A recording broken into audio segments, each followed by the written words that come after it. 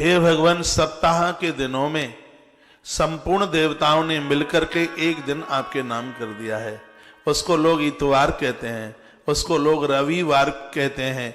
धरती की जितनी भी अनाय बलाय और जो भी कोई कष्ट है, भगवान कांसे के पात्र में सरसों का तेल लेकर रविवार के दिन अपनी उसमें परछाई देख करके उस तेल को लोग दूर डाल देते हैं। आपकी कृपा से उनके जीवन की जितनी भी अलाय और बलाय दूर होती है। इस अलाय और बलाय को दूर करने वाले भगवान आप हैं। लोगों ने ही नहीं, स्वयं देवताओं ने आपको ऐसा अद्भुत नाम दिया। लोगों ने आपको रवि के नाम से जाना। हे रवि आए प्रभु, हम आपको वंदन करते हैं, प्रणाम करते हैं। और इतना ही नहीं है, मरीचि जैसे महापुरुषों की भी आपके द्वारा इतनी बड़ी महिमा बढ़ गई। हे भगवान, मरीचि नाम आपका अद्भुत है, सूर्याय नाम आपका है, क्योंकि आपने जगत को प्रकाश दिया है और आपका वंदन प्रणाम करने वाले लोग सूरवीर हो गए हैं। भगवान, लोगों ने, देवताओं ने आपको सूर्य के नाम से जाना और भगवान मां अदिति के तुम लाल हो, इसलिए तुमको आदित्याय के नाम से जाना जाता है। हे अदिति पुत्र, हम आपको वंदन करते हैं, प्रणाम करते हैं। तो ये भगवान के जो अद्भुत नाम हैं, जल भी नहीं पीते थे धर्मराज युधिष्ठिर जब तक भगवान के 1008 नाम रोज नहीं ले लेते। सूर्य देवता इतने वंदनीय है, बहुत बहुत प्रणाम करने को लायक हैं। और एक बात कह करके मैं आगे बढ़ता हूं, वह बात यह है कि चाहे जितना भी पूजा पाठ, आज सुबह की पूजा में हम सब गुरुकुल के बच्चों को निवेदन कर रहे थे, आप कितना भी बड़ा हवन करते हैं, यज्ञ करते हैं, पूजा पाठ करते हैं, जो भी कुछ करते हैं, यदि सूर्य भगवान को हम अर्घ नहीं देते तो पूजा पाठ का किंचित मात्र भी कोई भी फल पुण्य प्राप्त नहीं होता। इसलिए अपनी आदत में डालिएगा, भगवान सूर्य को नित्य अर्घ दीजिएगा। रोजाना अर्घ दें भगवान भास्कर को, भगवान सूर्य को रोज अर्घ दें। वेद ने कहा, चंद्रमा मनसो जातक चचो हो सूर्यो अजायता श्रोत्रा द्वायश प्राणश मुखार्दग्नि। हमारे ग्रंथों की, हमारे वेदों की आवाज है। मन का देवता चंद्रमा है तो बुद्धि का देवता भगवान भास्कर, भगवान सूर्य नारायण है। जो सूर्य देव को अर्घ देते हैं, गर्भ में संतान है, माताओं ने नित्य सूर्य का दर्शन किया है, सूर्य को अर्घ दिया है, उसकी कोख से जन्म लेने वाला बालक साधारण नहीं है, अद्भुत है, बहुत विशेष है। जिसके ऊपर सूर्य भगवान की कृपा हो जाए, भैया ऐसे कर्ण का अंतिम संस्कार भगवान की दिव्य ज्योति के द्वारा हुआ है। चलो ठीक है, वो तो उसको संग नहीं मिला, नहीं तो कर्ण जैसा कौन था वीर पुरुष, जिसके लिए भगवान कृष्ण ने रोते हुए कुरुक्षेत्र के मैदान में कहा था, अरे हम तुमसे कुछ मांगने के लिए आए हैं। भगवान की आंखें भर आईं, अंतिम श्वास ले रहा था कर्ण। कर्ण ने कहा, आप मांगने के लिए आए हैं? मुझे आपके आगमन की बड़ी खुशी थी। हे ब्राह्मण देवताओं, भगवान भेष पाके गए थे, हमें आपके आगमन की बड़ी प्रसन्नता थी, लेकिन अब मैं यह सोच रहा हूं आपके आने से पूर्व मेरी मृत्यु क्यों नहीं हो गई, क्योंकि मेरी देहली से कभी कोई खाली हाथ नहीं गया। देवराज इंद्र आए, वो मुझसे कुंडल और कवच लेकर के चले गए, लेकिन आज मेरा गुर टूट गया कि मरने से पहले आप दो ब्राह्मण मेरे सामने से खाली हाथ जा रहे हैं। तब भगवान ने कहा, हे दानवीर, हे महावीर, तुम जैसे दानियों का बटुआ कभी खाली नहीं होता। सूर्य नारायण की कृपा से ऐसा दानी कर्ण जिसने जीवन में वो देता ही रहा। कहा, क्या आप चाहते हैं? भगवान बोले, थोड़ा सा स्वर्ण चाहिए, सोना चाहिए। तब कर्ण रो पड़ा, व्यवस्था नहीं है। भगवान ने कहा, है, तुम्हारा दांत सोने का है। कर्ण ने कहा, महात्मा सामने पत्थर पड़ा, उठा के लाओ, मेरे दांत को तोड़ करके आप इसको ले लीजिए। भगवान ने कहा कि मरे हुए को कभी मारना नहीं चाहिए, तुम पहले ही मृत पड़े हो और ऊपर से हम तुम्हारे ऊपर चोट पहुंचाएं, यह तो हमारी संस्कृति के विपरीत बात है। कोई बात नहीं, हम जाते हैं। तब कर्ण ने कहा, अब तो नहीं जाने दूंगा। भगवान व्यास ने महाभारत में लिखा था यह प्रसंग। महाभारत में व्यास भी इस चरित्र को लिखते समय अपने आप को रोए बिना रोक नहीं पाए। स्वर व्यास का था, कलम गणेश की थी। भगवान गणेश बहुत रोए इस प्रसंग को लिखने में। कर्ण ने कहा थोड़ा सा आप रुके रहिए। इसकी बाजुआं कोहनी से कटी हुई थी, टांगे घुटने से कटे हुए थे, पेट के भर खिसकते गया। सामने पत्थर की शिला पड़ी थी, उस पर इसने बड़ी जोर से मुंह पटका, दांत टूट करके बाहर आ गया और कहा ये ले जाइए। भगवान बोले भिक्षा झूठी है, इसको पानी में धो के दीजिएगा। कर्ण ने कहा पानी कहां से लाऊं, चला बनता नहीं है, पाम नहीं है मेरे। भगवान बोले कोई बात नहीं, हम चले जाते हैं। कर्ण ने कहा अब तो नहीं जाने दूंगा। थोड़ी दूरी पर इसके गुरुदेव परशुराम ने जो धनुष दिया था, इसको तोड़ी दी थी, उसका बाण पड़ा हुआ था। ये गया वीर पेट के भर खिसकता हुआ और घुटने से इसने दंड को और होठों से इसने प्रत्यंचा खींच दी, बाण छोड़ दिया। और हुआ यह है, उस समय वहां पर बड़ी जोर से आवाज हुई, गड्ढा हुआ और उसमें से पानी बाहर निकल करके आया। दांत धोया, भगवान को दिया। भगवान ने कहा धन्य हो, धन्य है सूर्य नारायण जिसका बेटा है कर्ण। आज से इस कुंड को लोग सूर्य कुंड के नाम से जानेंगे। कुरुक्षेत्र की धरती पर ग्रहण के समय पर जो है स्नान करने के लिए आएंगे, सूर्य नारायण की कृपा से उनके घर में गूंगे और बहरे बच्चों का कभी जन्म नहीं होगा। ये भगवान सूर्यदेव के नाम से उस कुंड को, इस स्थान को जाना जाता है। भगवान बोले, भगवान ने तब कहा कर्ण को तुम हमसे कुछ मांग लीजिए। कर्ण ने कहा तुम हो कौन, पहले अपने असली भेष में आइए। कृष्ण और अर्जुन अपने असली भेष में खड़े हुए। कर्ण ने देखा, कर्ण बहुत रोया। सरकार तुम, भगवान ने कहा जो सूर्य का बेटा हो तो वहां तुम पहुंच ही जाते हैं। तुम रवि नंदन हो, तुम सूर्य पुत्र हो। हे महावीर, हे महादानी, युग का अंत हो सकता है लेकिन सूर्य पुत्र कर्ण का अंत नहीं होगा। लोग तुम्हारा नाम बड़े आदर के साथ लेंगे। भट्टी पर चढ़ करके जो तपन लाए उसे स्वर्ण कहते हैं। जिसने अंतिम श्वास तक देना सीखा है उसे सूर्य पुत्र कर्ण कहते हैं। हे सूर्य पुत्र, हे दानी महादानी, हे महावीर, क्या चाहिए तुम्हें, तुम हमसे मांग लो।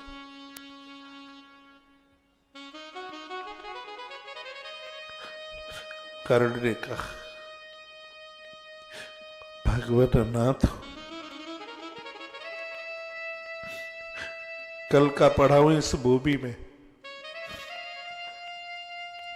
पूरी रात भर यही सोचता रहा, मेरा कोई नहीं है, मैं आज अकेला पड़ा रह गया। लेकिन भगवान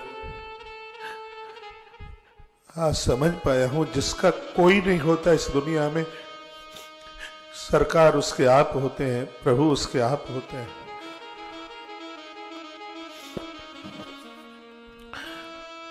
मन की इच्छा थी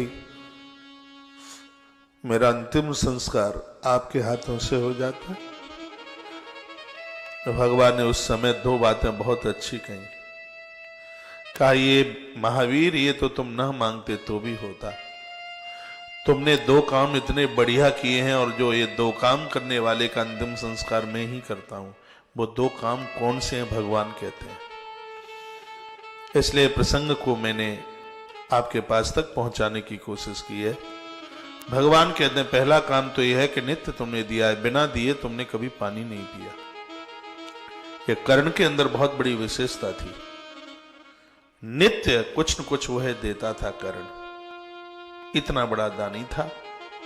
तो भगवान ने कहा जिसने जीवन में दिया है उसका अंतिम संस्कार मेरे ही हाथों से होता है।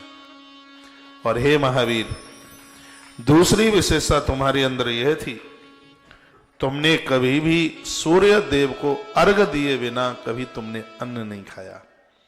तुम्हारे माध्यम से मैं सकल धरती को कहना चाहता हूं, जो भगवान सूर्य को नित्य अर्घ्य देते हैं उनका अंतिम संस्कार करने के लिए नारायण ही आता है, भले ही कौन से रूप में क्यों ना चल के आए। इसलिए आज सभी संपूर्ण जनों से, मैं भक्तों से, माता भगनियां सबको ही मैं निवेदन करना चाहूंगा, आप भगवान सूर्य नारायण को नित्य अर्घ्य दीजिए। उनके 12 नाम लेकर के एक लोटा जल उन्हें नित्य दीजिए, क्योंकि इस ग्रंथ में लिखा है सूर्य भगवान को अर्घ्य दिए बिना कोई भी पूजा न महादेव स्वीकार करते, न भगवान हरि स्वीकार करते। अब आप कहोगे तो अभी तक हम तो ऐसे ही करते रहे, हमें तो जानकारी नहीं थी। अब जानकारी नहीं थी इसलिए ऐसा हो गया है, लेकिन अब भगवान को प्रार्थना करके कह दीजिएगा, कह देना प्रभु हमें पता नहीं था और अब हम आज यह संकल्प लेते हैं कि नित्य आपको अर्घ्य देंगे, प्रणाम करेंगे। किसी कारणवश आप जल नहीं दे सकते हैं, कहीं जा रहे हैं तो उन्हें प्रणाम तो कर सकते हैं, उनके 12 नाम तो ले सकते हैं आप। नमस्कार से भगवान भानु अति प्रसन्न होते हैं। आश्रम ने लाखों किताबों से ज्यादा कोरोना काल में भगवत प्रसाद किताबों का वितरण किया। 1 लाख किताब आश्रम ने छपवाई थी, आपका सहयोग था, वितरण किया पूरा अधिक मास में। 5000 किताबें श्री रजनीश जी वाजपेयी जी कोटा वालों ने छपवा करके दी, तो लगभग 1,05,000 किताब बहुत होती है, जो कि अभी तक उसका वितरण हुआ है। शायद अभी भी लोग आते हैं तो भगवत प्रसाद किताब लेके ही जाते हैं। उसमें सूर्य नारायण के 12 नाम, 12 नाम हैं भगवान सूर्य नारायण के। यह तो आप लिख भी सकते हैं, ओम मित्राय नमः, अर्घ्य दे और ये नाम बोले, ओम मित्राय नमः, हिरण्यगर्भाय नमः, ओम मित्राय नमः, ओम रवये नमः, ओम रवये नमः। शुरू से बोल रहा हूं, ओम मित्राय नमः, ओम रवये नमः, ओम सूर्याय नमः, ओम भान्वे नमः, ओम खगाय नमः, ओम पूषणे नमः, ओम हिरण्यगर्भाय नमः, ओम मरीचये नमः, ओम आदित्याय नमः, ओम सावित्रे नमः, ओम अर्काय नमः, ओम भास्कराय नमः। ये 12 नाम है। इस ग्रंथ में इन 12 नामों की महिमा आप बराबर सुनेंगे। कथा सूर्य पुराण की आज आरंभ हो गई है। बहुत खुशी की बात है, मकर संक्रांति इसी अनुष्ठान में पड़ेगी। 17 तारीख तक चलेगी ये कथा। आज 10 है, 10, 11, 12, 13, 14, 15, 16, 17 तक चलेगी। भगवान की कृपा से, परमात्मा की कृपा से इतना आनंद आएगा। अभी कल की पुराण की कथा हल्ला बोल हुई है, न हुई हो तो साक्षी आप लोग हैं ही। बहुत आनंद देने वाली कथा हुई है, इतना आनंद मिला है, इतना सुकून मिला है।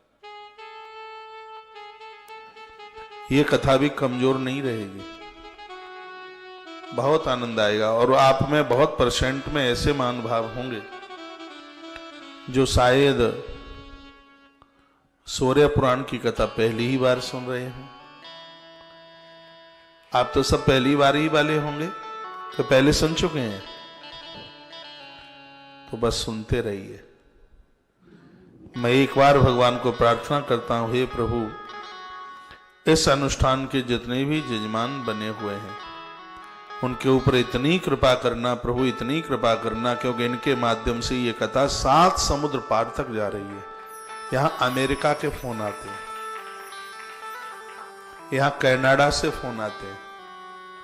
ये कथा दुनिया के 250 देशों से ज्यादा जगह सुनी जा रही है। और अति प्रसन्नता के साथ वो कहते हैं हमारा जीवन बदल गया, हमारी तो निशाचर प्रवृत्ति ही खत्म हो गई। तो ये हम लोगों के लिए एक बहुत बड़ी उपलब्धि है यदि ये कथा जीवन में बदलाव कर रही है तो। सच मानिए, इन कथाओं के माध्यम से बहुत बड़ी तादाद में लोग शाकाहारी हो गए। इन कथाओं के माध्यम से 10 बजे जगने वाले लोगों ने 6 बजे से पहले जगना शुरू कर दिया। मेरी बूढ़ी बूढ़ी माता ने बहुओं को बेटी मानना शुरू कर दिया है। मेरी बहनों ने अपनी वृद्ध माताओं को मां नहीं, मां से ज्यादा मानना आरंभ कर दिया है। तो कितनी बड़ी उपलब्धि है इन कथाओं की। लगता है कि समय सार्थक हो गया है। 2-3 पंक्तियां बनाई हैं, 2 बजे चैनल कटअप हो जाएगा, तो ये 2 पंक्तियां मैं आपको सुना दूं भगवान भास्कर की, फिर कथा तो अभी चलेगी। और आज की कथा भी बड़ी अद्भुत है। 2 बजे चैनल जैसे कटअप हो तो तुलसी तपोवन यूट्यूब चैनल पर समग्र आज की कथा के पूरे भाग को जरूर सुनिएगा, कथा छूटे नहीं। रुक जाओ। जितने भी आप सूर्य पुराण के यजमान बन रहे हैं, आप कल कलश स्थापना कीजिएगा। कल सोमवार को कलश स्थापित कीजिए। आप इसमें सूखा गोला रखा करें, सूखा गोला, क्योंकि यह जल्दी खराब नहीं होता है और एक ऐसे यज्ञ का आपको लाभ मिलेगा। पता नहीं कौन से ग्रंथ में आया था कि लक्ष्य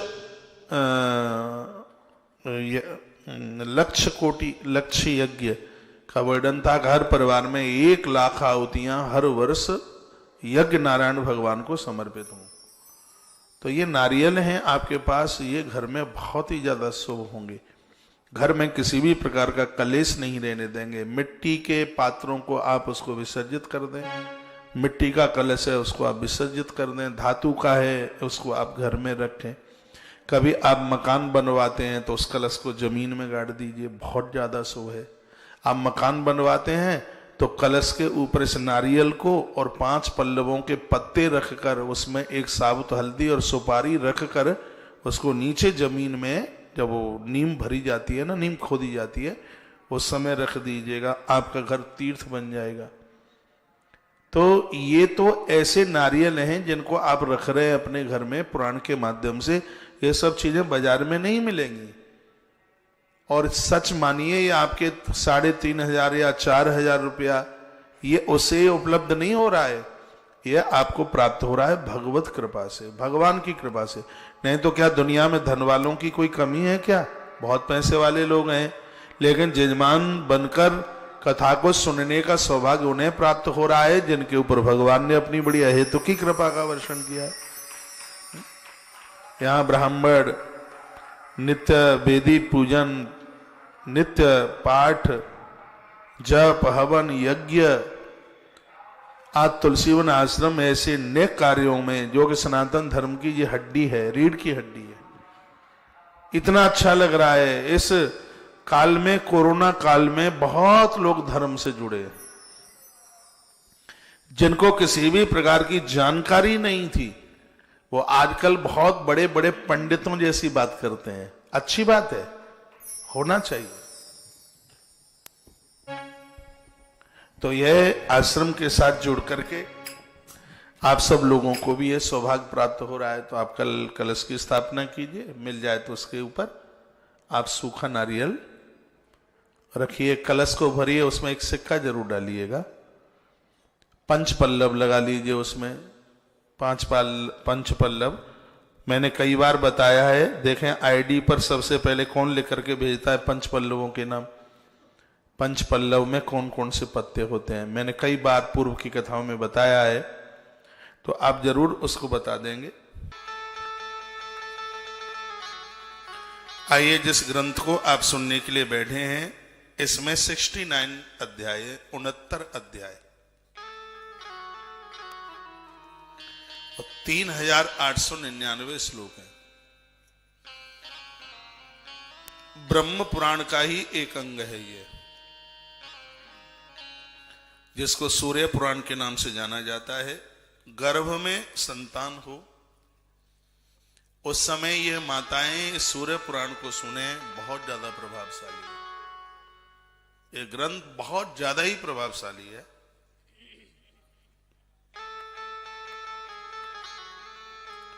दुनिया भर के कोर्ट कचहरी के केस लग चुके हैं, सफलता नहीं मिल रही है, अपनी दुकान मकान के ऊपर किसी ने कब्जा कर लिया है, ऐसा लग रहा है कि दुश्मन बहुत ज्यादा बढ़ गए हैं और आप किसी भी प्रकार से किसी भी चीज का आप निर्णय नहीं ले पा रहे हैं, उसके लिए बहुत आवाजें आती हैं अंदर से, उसके लिए यह सूर्य पुराण की कथा किसी वरदान से कम नहीं है।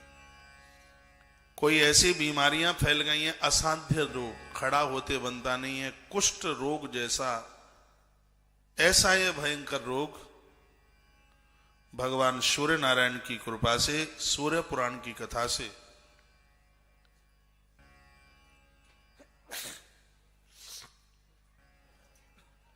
रोगों को जीतने के लिए भी इस ग्रंथ के माध्यम से वर्णन किया गया है। भगवान भास्कर को प्रसन्न करने के लिए उनका एक मंत्र भी है, उनका स्तोत्र भी है। मंत्र है इनका ओम। देखो, मैंने पूर्व में ही आपको कहा है कि इस दास की कथा सुनो तो एक रजिस्टर और एक पेन हर पुराण के लिए बनाओ, बातें ऊपर से उड़ जाएंगी। जब कभी आप बाद में फ्री होंगे और तब जब आप रजिस्टर कॉपी खोल के बैठेंगे तो शीघ्र बातें ताजी हो जाएंगी। अभी एक मैसेज में लिखा हुआ था और मुझे ध्यान आ गया कि मैं किसी में कथा में बोला हूं कि पंच पल्लव की बात कही गई है और यदि कहीं पंच पल्लव नहीं मिल पाते हैं तो वहां आम के पत्ते लगा दीजिएगा, वो पंच पल्लव का काम करेंगे। अभी मेरी बहन ने इसमें लिख करके भेजा है। तो ये सब बातें बिल्कुल याद रहेंगी जब आप एक कॉपी बना लेंगे, आप डायरी बना लेंगे, तब फिर आप भूल नहीं पाएंगे। और हमारे धर्म संस्कृति को, हमारे कर्म कांड को बहुत ताकत मजबूती देने वाला ये ग्रंथ है सूर्य पुराण। बहुत अद्भुत है ये। ब्रह्म पुराण तो महापुराणों में से पुराण है और उसका ही पुराण है ये सूर्य पुराण। नहीं तो मेरे पास भी तो इतना समय है कहां, मुझे तो जल्दी से पुराण पूरे करने हैं, लेकिन बीच बीच में ये उप पुराण भी मैं आपके बीच में लेके आ जाता हूं। क्यों? क्योंकि ये महिमा मैंने पढ़ रखी थी कि ब्रह्म पुराण की महिमा बहुत बढ़ जाती है यदि उसमें सूर्य पुराण को भी तो जोड़ दिया जाए। तो मैंने ये पढ़ा तो हमने सोचा कि ये कैसे छूट रहा है, इसको भी उसमें जोड़ ही दीजिएगा। और वो भी भगवान की कृपा से मकर संक्रांति का समय आ गया, तो भगवान सूर्य नारायण की कृपा से यह भी संभव होने के लिए जा रहा है। सूर्य भगवान का एक मंत्र आप लिख सकते हैं, ओम हिराम हिरीम हिरोम सह सूर्याय नमः। इस मंत्र से जब आप नवग्रह की आहुतियां डालते हैं, भगवान सूर्यदेव इस मंत्र से आहुति डालने पर बहुत प्रसन्न होते हैं। सूर्य भगवान की एक गायत्री है, गायत्री का बड़ा प्रभाव होता है। ओम भास्कराय च विद्महि दिवाकराय च धीमहि तन्नो सूर्य प्रचोदयात्। भास्कराय, ओम भास्कराय च विद्महि दिवाकराय च धीमहि तन्नो सूर्य प्रचोदयात्। हर देवता की अपनी एक गायत्री है, इसको सूर्य गायत्री के नाम से जानते हैं। और आज के ही कथा के आरंभ में मैंने आपको निवेदन किया है, सूर्य भगवान को वंदन प्रणाम किए बिना किसी भी देवी देवता को पूजा नहीं लगती। गायत्री अनुष्ठान और महामृत्युंजय अनुष्ठान तो ये तो ऐसे अनुष्ठान हैं, इनको तो सूर्य की साक्षी में ही किया जाता है, नहीं तो उसके परिणाम ही घोषित नहीं होते। कर्म साक्षी देव हैं भगवान सूर्यदेव। सूर्य देवता कर्म साक्षी देव है, इनकी दृष्टि में तो सब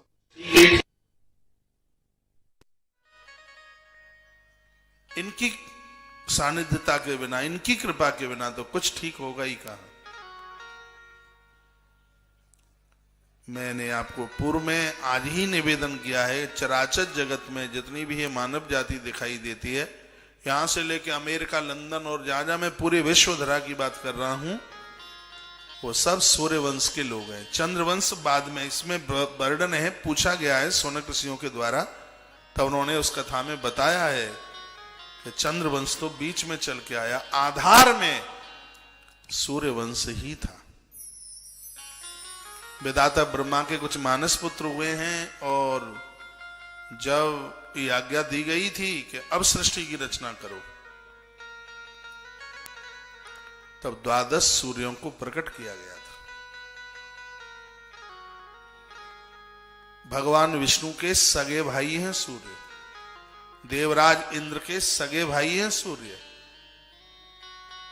वामन भगवान के बिल्कुल सगे भाई है भगवान सूर्य देवता। ऐसे सूर्यदेव के चरणों में हम और आप सब वंदन करते हैं, प्रणाम करते हैं। मैं कुछ आदित्य हृदय स्तोत्र के कुछ श्लोक लेकर आज की महिमा को पूरा करते हैं। ये वह आदित्य हृदय स्तोत्र है जब कैसे भी रावण बस में नहीं हो रहा था, मरने में आ ही नहीं रहा था, कब्जे में नहीं आ रहा था, काबू में नहीं आ रहा था। उस समय भगवान प्रभु श्री राम जी ने एकाएक देखा कि आकाश मार्ग से महात्मा अगस्त उतरते हुए आ रहे हैं। ये कथा नहीं सुनी होगी आपने। रावण जिस समय युद्ध के लिए आया था और उसको तो जीतना बड़ा मुश्किल हो रहा था, तो देखा आकाश मार्ग से महात्मा अगस्त नीचे उतर करके आए और उन्होंने कहा, राम क्या तुम भूल गए हो जब तुमने मुझसे कहा था, कोई मंत्र मांगा था, अब सो मंत्र देव प्रभु मोही, जे ही प्रकार मारहु मुनि द्रोही। मैंने तुम्हें तर्कस भी दिया, बाण भी दिए। ऐसा तर्कस दिया था अगस्त ऋषि ने जिसके बाण कभी समाप्त ही नहीं होते थे। और याद रखिएगा कि इसमें जो 30 बाण थे वो महात्मा अगस्त ने दिए थे।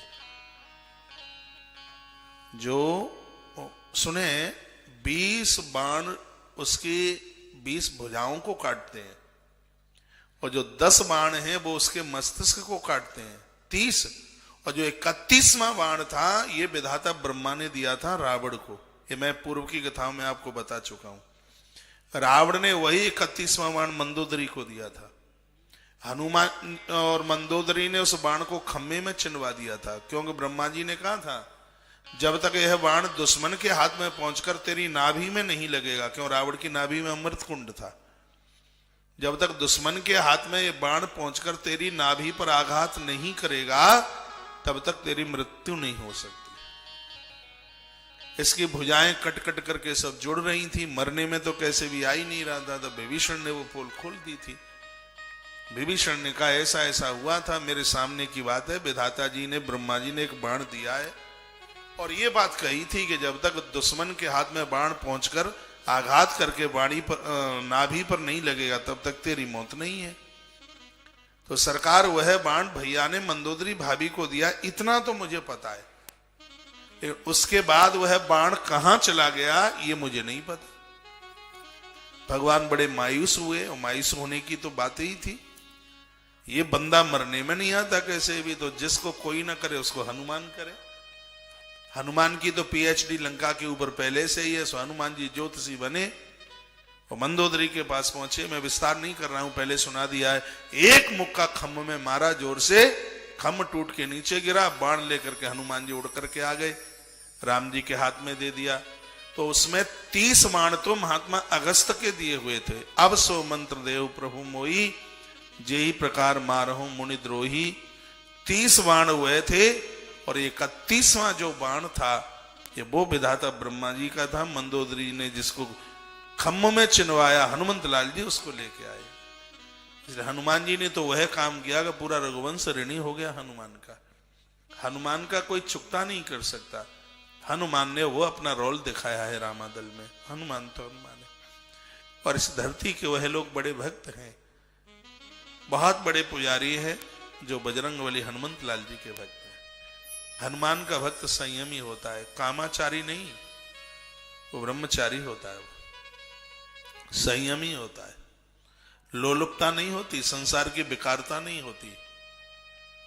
नहीं तो हनुमान को देर नहीं लगती इनको पगला करने में भी। फिर हनुमान बड़े सीधे हैं, सरल हैं। छल और कपट करोगे, उल्टा पुल्टा कर्म करोगे तो उनके मुक्के भी बड़े खतरनाक है। ये नहीं कि 6 दिन पियो और 1 दिन मंगलवार को हनुमान चालीसा सुंदरकांड कर लो, काम नहीं चलेगा। सुधार हनुमान तो 4 युगों में जिनका प्रभाव है। और जब कोई भगवान सूर्य नारायण की बात करता है, जो कोई सूर्य भगवान को अर्घ देता है, तो हनुमान जी खुशी के मारे नाच पड़ते हैं। हनुमान बड़े खुश होते हैं। क्यों? इसलिए क्योंकि हनुमंत लाल जी सूर्य नारायण के शिष्य हैं।